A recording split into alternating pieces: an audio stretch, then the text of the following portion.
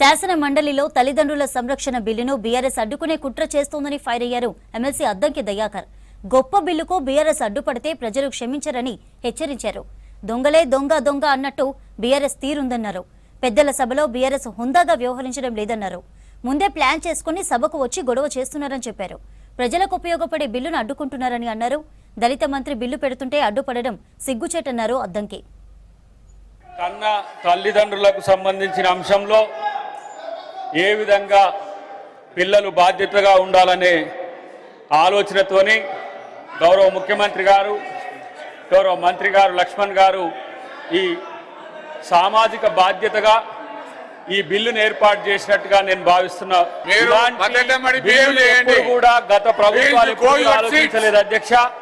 కేవలం ఈరోజు దీన్ని అడ్డుకోవడానికి, తల్లిదండ్రులను పిల్లలు ఆదుకోవాలనే దాన్ని కూడా అడ్డుకోవడానికి బీఆర్ఎస్ పార్టీ నాయకులు చేస్తున్న తతంగం చూస్తే సభ్య సమాజం తలదించుకునే విధంగా ఉంది అధ్యక్ష. కేవలం వాళ్ళ యొక్క రాజకీయ ప్రయోజనం తప్పితే ప్రజా ప్రయోజనం కానీ సామాజిక ప్రయోజనం కానీ ఎప్పుడు కూడా గత ప్రభుత్వం ఆలోచించలేదు, బీఆర్ఎస్ కూడా ఎప్పుడు ఆలోచించలేదు అధ్యక్ష.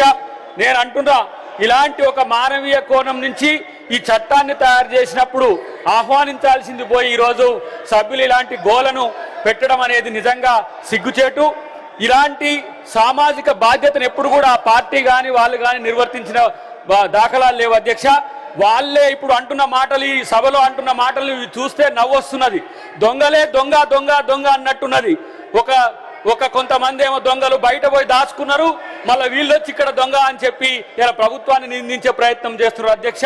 ఈ బిల్లు ఏదైతే ఉందో ఈ బిల్లును మానవీయ కోణం నుంచి అనే అంశాన్ని ఒక చర్చ అయితే అసలు బాధ్యత ఉన్న సభ్యులుగా వాళ్ళు మాకు కనిపిస్తలేరు అధ్యక్ష.